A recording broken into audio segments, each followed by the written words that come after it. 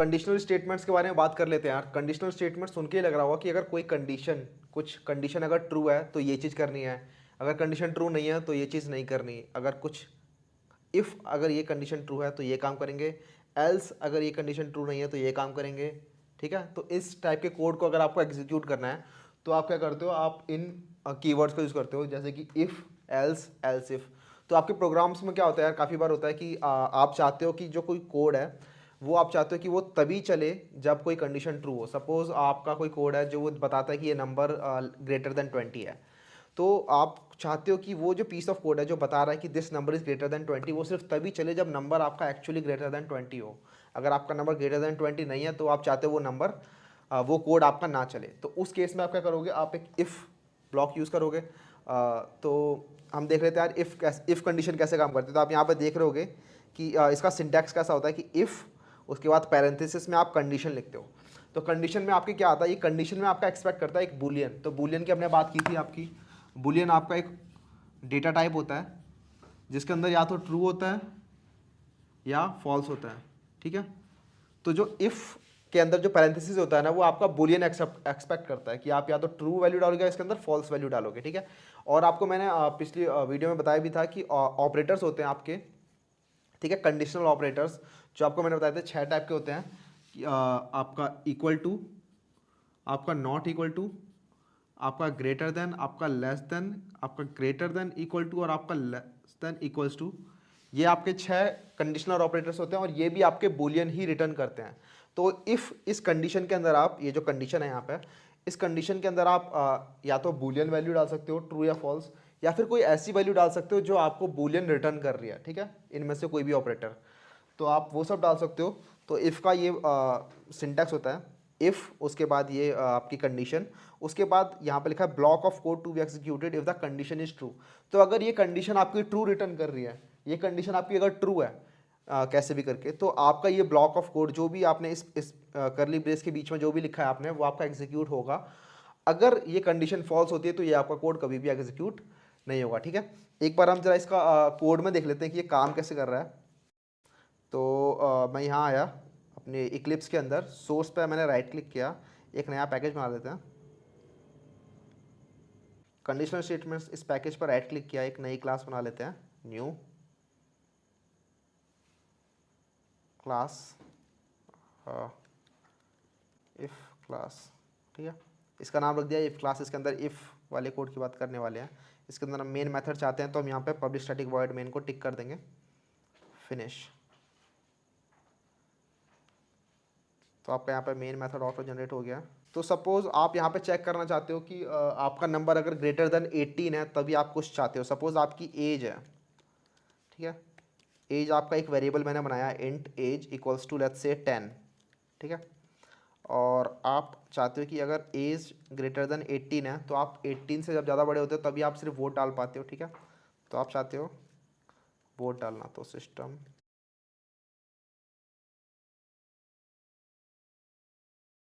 ठीक है, तो जब आपकी एज ग्रेटर देन 18 है सिर्फ आप तभी वोट डाल सकते हो। जब आपकी एज ग्रेटर देन 18 नहीं होगी, जब भी इससे लेस देन होगी 18 से, तब आप वोट नहीं डाल सकते। ठीक है, एक्चुअली यहाँ पे ग्रेटर देन इक्वल्स टू 18 आएगा क्योंकि आपकी 18 या उससे बड़ी होती है तभी आप डाल सकते हो।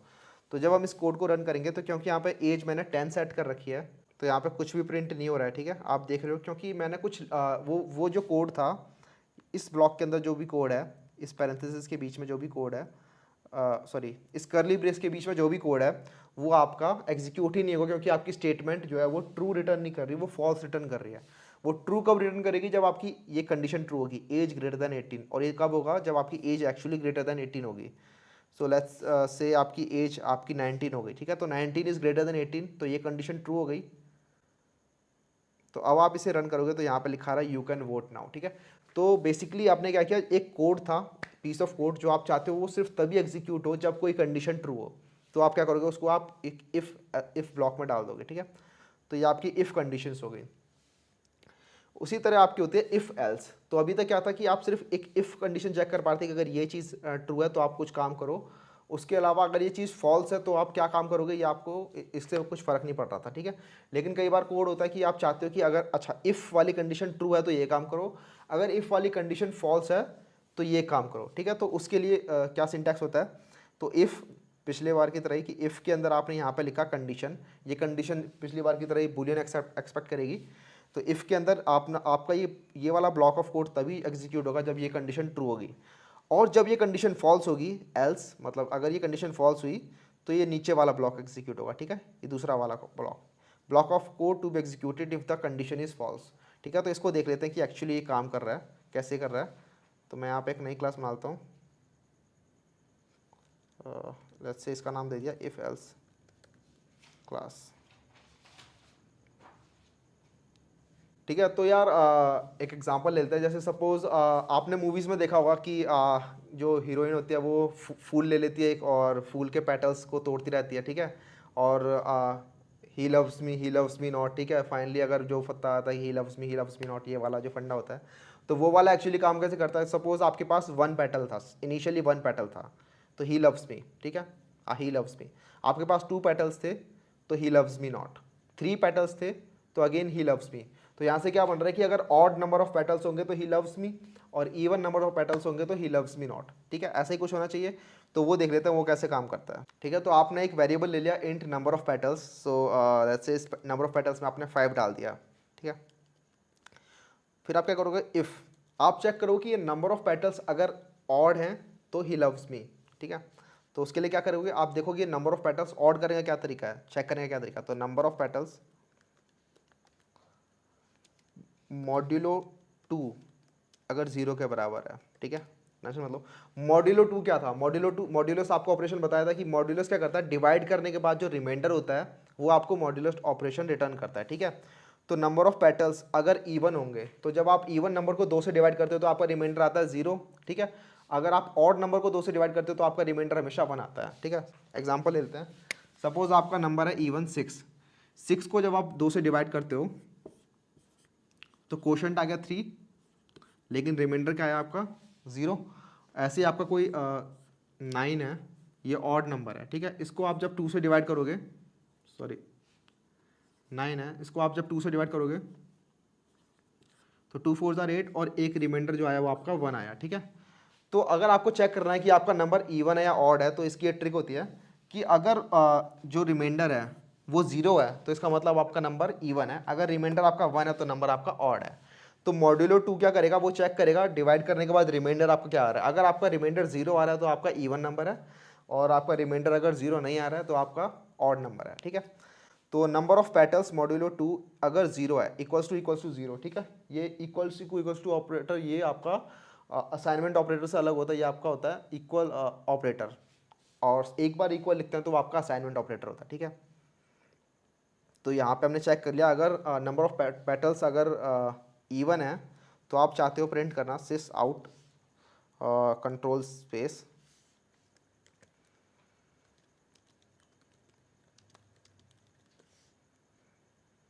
ठीक है, एल्स।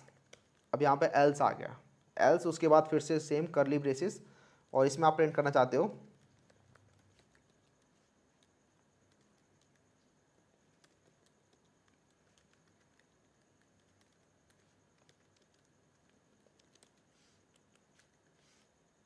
ठीक है। तो अगर इवन होगा तो ये कंडीशन चलेगी, क्योंकि हमने यहाँ पे कंडीशन डाल रखी है इफ़। तो ये वाली कंडीशन तभी ट्रू होगी जब इवन होंगे नंबर ऑफ पेटल्स, और जब नंबर ऑफ पेटल्स इवन होंगे तो सिर्फ ये वाला ब्लॉक चलना चाहिए, ये वाला कोड। और अगर ये कंडीशन फॉल्स हुई, मतलब कि नंबर ऑफ पेटल्स अगर आपके ऑड हुए, तो ये नीचे वाला एल्स वाला ब्लॉक चलना चाहिए, ठीक है। एक बार इसे रन करके देखते हैं क्या होता है। तो रन करेंगे तो यहाँ पे लिखा रहा है ही लव्स मी, ठीक है। क्यों, क्योंकि नंबर ऑफ पेटल्स जो है वो आपके 5, यहाँ पे मैंने 5 डाल रखे हैं, ठीक है। 5 का मतलब क्या, ये ऑड है, ऑड है तो आपकी एल्स कंडीशन चल रही है, और एल्स कंडीशन में आपका क्या रहा है, ही लव्स मी। सपोज यहाँ पे नंबर डालते हैं 12, ठीक है। तो 12 आपका इवन नंबर है, तो ये कंडीशन आपकी ट्रू हो जाएगी उस केस में, और ये कंडीशन अगर आपकी ट्रू हो गई तो यहाँ पे ही लव्स मी नॉट, ठीक है। तो सिंपल सा फंडा था इफ़ और एल्स का। तो इफ़ एल्स आपको समझ में आ गया होगा। तो इसी तरीके से यार आपका आता है एक एल्स इफ़, ठीक है। एल्स इफ़ मतलब कि अगर आपकी इफ़ कंडीशन फॉल्स हो गई तो अगर दूसरी कंडीशन ट्रू हो रही है तो एल्स इफ़, अगर ये कंडीशन भी फॉल्स होगी तो आप एक और एल्स इफ़ लगा सकते हो यहाँ पे। तो आप ऐसे मल्टीपल एल्स इफ़ लगा सकते हो। तो बेसिकली अगर आपकी इफ़ कंडीशन फॉल्स हो गई तो वो एल्सिफ में चली जाएगी, इसके बाद वाली एल्सिफ मतलब कंडीशन 2 में। अगर कंडीशन 2 ट्रू है तो यहाँ पे ये वाला ब्लॉक ऑफ कोड एग्जीक्यूट हो जाएगा। अगर कंडीशन 2 भी फॉल्स है तो उसके नीचे जो भी लिखा होगा, अगर नीचे एल्सिफ एक और बार लिखा है तो उस एल्सिफ के साथ कंडीशन 3 चेक होगी। अगर एल्सिफ नहीं लिखा है, एल्स लिखा है या फिर कुछ नहीं लिखा तो वो अकॉर्डिंगली आगे बढ़ेगा, ठीक है। अगर एल्स लिखा है तो वहाँ पे वो एल्स वाला कोड एग्जीक्यूट हो जाएगा। अगर वहाँ पे एल्स नहीं लिखा तो उसके नीचे वाला कोड एग्जीक्यूट हो जाएगा। अगर आपको यहाँ पे समझ नहीं आया क्या बोल गया मैं, तो एक बार कोड में देख लेते हैं। तो एक नई क्लास बना लेते हैं इसके अंदर। सपोज आप ये जानना चाहते हो कि आपका जो नंबर है वो किस रेंज में लाई कर रहा है, 0 से 10 के बीच में लाई कर रहा है, 10 से 20 के बीच में लाई कर रहा है, 20 से 30 के बीच में लाई करता है, या फिर 30 से 40 के बीच में लाई करता है, ठीक है। ऐसे आप चाहते हो कि आपका जो भी नंबर आप डालो वो बता दे कि ये नंबर किस रेंज में लाई कर रहा है। तो उसके लिए आप क्या करोगे, सपोज आपका नंबर है कुछ भी, मैंने फ़िलहाल के लिए नंबर डालिया 23। तो अगर आपका number less than equals to 10 है तो आप चाहते हो, जैसे अगर आपको पता लग रहा है कि आपका नंबर लेस देन 10 है तो आप चाहते हो ये वाला कोड एग्जीक्यूट हो जहाँ पे प्रिंट हो जाएगा नंबर इज़ लेस देन 10, ठीक है। लेकिन आप चाहते हो अगर लेस देन 10 नहीं है तो वो बता दे अच्छा 10 से 20 के बीच में है क्या, तो आप चेक करोगे क्या नंबर 10 से 20 के बीच में है। तो उसके लिए आप क्या करोगे, आप देखोगे number is greater than 20, greater than 10 and number is less than equals to 20।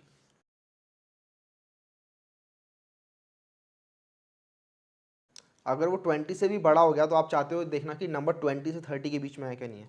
तो number if number is greater than 20 and number is less than equals to 30, तो ये कोड एग्जीक्यूट होना चाहिए। वरना अगर नंबर 30 से बड़ा है चाहे किसी भी रेंज में, तो आप चाहते हो ये एल्स वाला कोड एग्जीक्यूट हो। तो यहाँ पे आप ये ऑपरेटर देख रहोगे, यहाँ पे एंड लिखा है, तो ये आपका बेसिकली लॉजिकल ऑपरेटर होता है, ठीक है। लॉजिकल ऑपरेटर क्या होता है, वो चेक करता है आपकी दो कंडीशंस के बीच में रिलेशन, ठीक है। तो मैंने आपको बताया था लास्ट वीडियो में कि आपका एंड ऑपरेटर होता है, ठीक है। वो एंड क्या करता है, आपका चेक करता है कि अगर दोनों में से कोई भी एक कंडीशन फॉल्स है तो आपकी एक्चुअल कंडीशन फॉल्स हो जाती है। सेम टू सेम यहाँ पे भी एंड ऑपरेटर है, ये भी चेक करेगा कि आपकी ये वाली कंडीशन, पहली कंडीशन और दूसरी कंडीशन, अगर दोनों की दोनों फॉल्स होगी, सॉरी अगर दोनों में से कोई भी एक फॉल्स होगी तो ये आपकी कंडीशन फॉल्स हो जाएगी फाइनली। अगर दोनों की दोनों ट्रू होंगी तभी ये कंडीशन ट्रू होगी, ठीक है। ऐसे यहाँ पे दो कंडीशन है, नंबर इज़ ग्रेटर देन 20 और number is less than equals to 30। अगर ये दोनों की दोनों कंडीशंस ट्रू हैं तभी ये वाली पूरी की पूरी कंडीशन ओवरऑल ट्रू मानी जाएगी, वरना ये कंडीशन फॉल्स हो जाएगी। और उसके बाद फाइनली आपका एल्स में चला जाएगा कोड। तो इसका मतलब क्या है कि अगर आपका नंबर 10 से 20 के बीच में है तो आप क्या प्रिंट करना चाहते हो कि number is greater than 10 and less than 20, ठीक है। और अगर आपका नंबर 20 से भी बड़ा है और 30 से छोटा है तो आप क्या प्रिंट करना चाहते हो, number is greater than 20 and less than 30। और अगर आपका नंबर 30 से ही बड़ा है तो आप क्या प्रिंट करना चाहते हो, नंबर इज ग्रेटर देन 30। तो जो हमने यहाँ पे नंबर पहले लिया 23, तो ये नंबर आपको पता चल रहा होगा 20 से 30 के बीच में, ठीक है। तो ये वाला कोड प्रिंट होना चाहिए, number is greater than 20 and less than 30। एक बार रन करके देखते हैं क्या होता है, उसके बाद इसे समझते हैं। तो यहाँ प्रिंट हो रहा है number is greater than 20 and less than 30। तो यहाँ पे हुआ क्या, तो सबसे पहले आपका इफ़ कंडीशन कॉल हुई, तो यहाँ पे चेक किया if number is less than equals to 10। तो if number is less than 10, number तो 23 है तो number is not less than 10, इसका मतलब ये कंडीशन आपकी फॉल्स हो गई। तो आपकी कंडीशन 1 थी वो फॉल्स हो गई, तो ये कंडीशन 2 पे गया। कंडीशन 2 क्या आपकी, ये पूरी की पूरी कंडीशन, मतलब कि number greater than 10 and number is less then 20। तो क्या आपका नंबर ग्रेटर देन 10 है, हाँ आपका नंबर ग्रेटर देन 10 है क्योंकि नंबर आपका 23 है, 23 इज ग्रेटर देन 10। बट क्या आपका नंबर लेस देन 20 है, नंबर आपका लेस देन इक्वल टू 20 नहीं है, आपका 23 नंबर है which is not less than equal to 20। तो मैंने आपको बताया था एंड ऑपरेटर के अंदर अगर कोई भी एक भी कंडीशन फॉल्स होती है तो आपकी ओवरऑल कंडीशन भी फॉल्स हो जाती है। तो यहाँ पे क्योंकि आपकी एक कंडीशन फॉल्स हो गई तो आपकी पूरी की पूरी कंडीशन फॉल्स हो गई, तो इसीलिए ये वाला कोड भी एग्जीक्यूट नहीं होगा, ठीक है। तो आप अगले वाली एल्स इफ कंडीशन में आए, आपने अगली वाली एल्स इफ कंडीशन चेक करी, आपकी अगली वाली एल्स इफ कंडीशन क्या कहती है कि नंबर इज ग्रेटर देन 20, तो आपका नंबर 23 है, तो 23 इज ऑब्वियसली ग्रेटर देन 20, तो आपकी पहली कंडीशन ट्रू हो गई।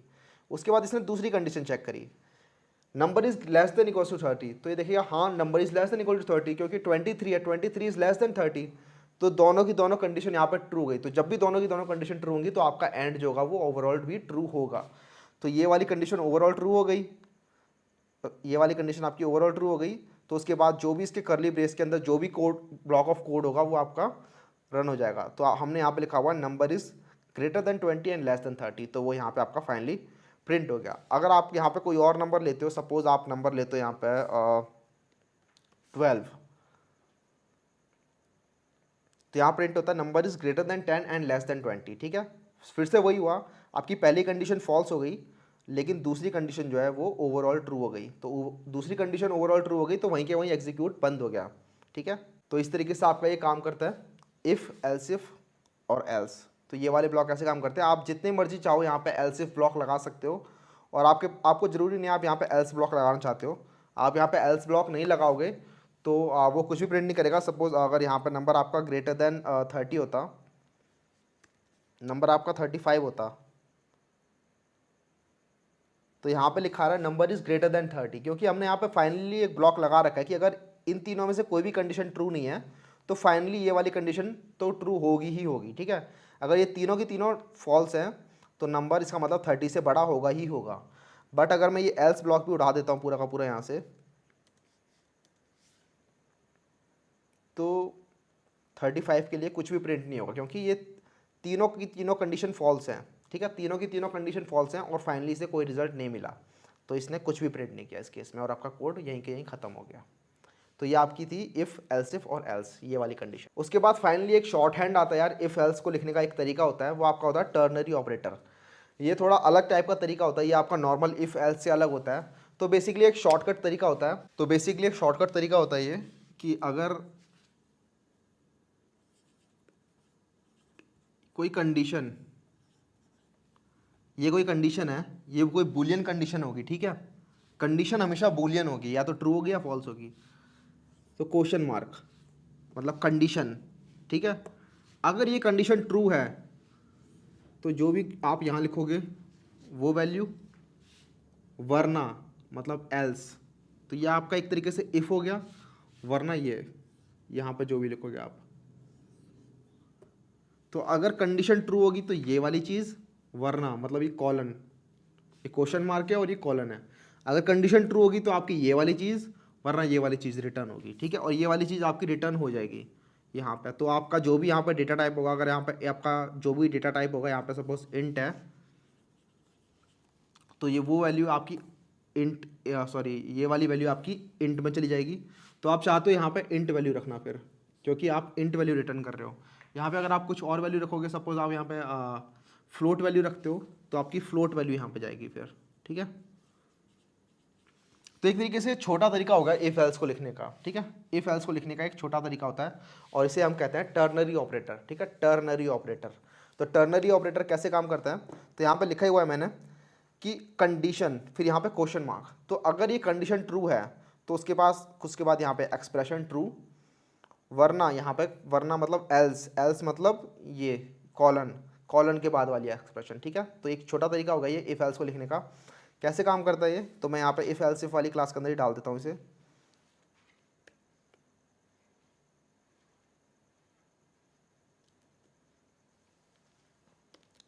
तो कमांड और स्लैश या फिर कंट्रोल स्लैश दबाने से आपका पूरी की पूरी लाइनें जो होती है वो कमेंट हो जाती हैं। तो टर्नरी ऑपरेटर का यार कोड में देख लेते हैं कैसे काम करता है। तो सपोज़ आपके पास दो नंबर थे, लेट्स से ए आपका एक नंबर था और उसके अंदर आपने डाल दिया 15, ठीक है। और आपके पास एक बी नंबर था, लेट्स से उसका अंदर डाल दिया आपने 8, ठीक है। और आप चाहते हो इसमें से कौन सा बड़ा नंबर है वो आप पता करना चाहते हो, ठीक है। तो आप इजीली चाहो तो आप इफ़ एल्स ब्लॉक लगा सकते हो यहाँ पे, लेट्स से इंट सी या फिर int max of both numbers, ठीक है। कोई भी वेरिएबल असाइन कर दिया मैंने, इसके अंदर मैंने कुछ भी डाल दिया, 0 फिलहाल के लिए डाल दिया, ठीक है। आप चाहते हो पता करना कि ए और बी में से जो भी बड़ा नंबर हो वो इस वेरिएबल में चला जाए, मैक्स ऑफ बोथ नंबर्स, ठीक है। तो आप या तो इफ़ कंडीशन में लगा सकते हो कि if A is greater than B तो max of both numbers is A, ठीक है। नहीं तो max of both numbers equals to B, ठीक है। अगर ए ग्रेटर देन बी है, मतलब ए बड़ा हो गया बी से, तो आप चाहते हो मैक्स ऑफ बोथ नंबर्स जो होगा वो ए होगा। अगर ऐसी बात नहीं है, मतलब अगर ये कंडीशन फॉल्स है, तो मैक्स ऑफ बोथ नंबर्स जो होगा वो बी होगा, ठीक है। तो ये सिंपल सा कोड था जो आपको बता देगा कि अच्छा कौन सा मैक्स ऑफ बोथ नंबर्स है, ठीक है, ए बड़ा है या फिर बी बड़ा है। तो ये एक तरीका हो गया। वरना आप अगर आप इसी कंडीशन को टर्नरी ऑपरेटर से पता करना चाहते हो तो आप क्या करोगे कि max of both numbers equals to, तो सबसे पहले एक कंडीशन आएगी। तो कंडीशन क्या है यहाँ पे, ए ग्रेटर देन बी, ठीक है। ए ग्रेटर देन बी आपको बूलियन रिटर्न करने वाला है, ए ग्रेटर देन बी आपको बूलियन रिटर्न करने वाला है, ठीक है। उसके बाद आता है क्वेश्चन मार्क, ठीक है, क्वेश्चन मार्क आता है। तो अगर ए ग्रेटर देन बी है तो आप क्या चाहते हो, ए रिटर्न करना, ठीक है। तो यहाँ पे आप लिख दोगे सिंपली ए, वरना मतलब यहाँ पे कोलन, उसके बाद अगर ये चीज़ नहीं है तो आप एल्स मतलब बी।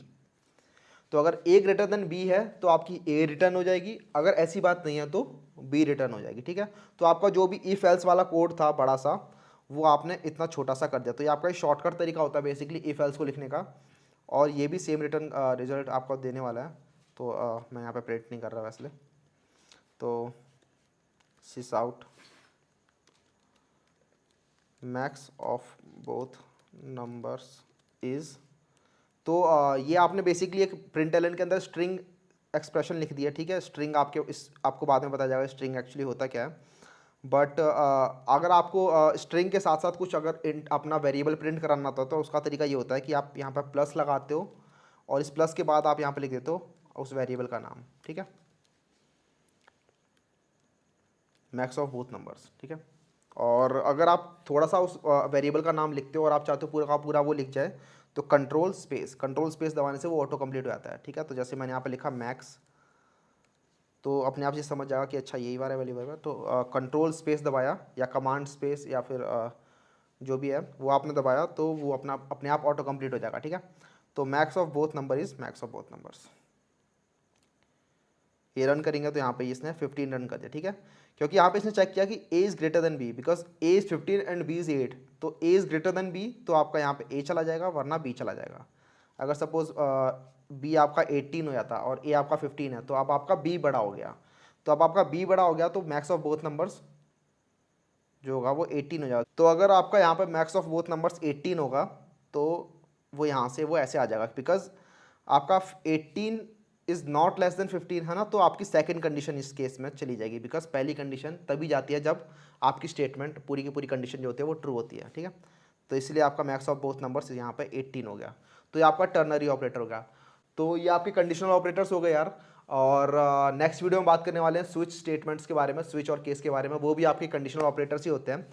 और साथ में नेस्टिंग की बात करेंगे कि इफ एल्स के अंदर नेस्टिंग कैसे होती है, कि एक इफ कंडीशन के अंदर और बाकी इफ कंडीशंस कैसे आती हैं, ठीक है। तो तब तक के लिए चलते हैं यार, see ya, have a good day, bye.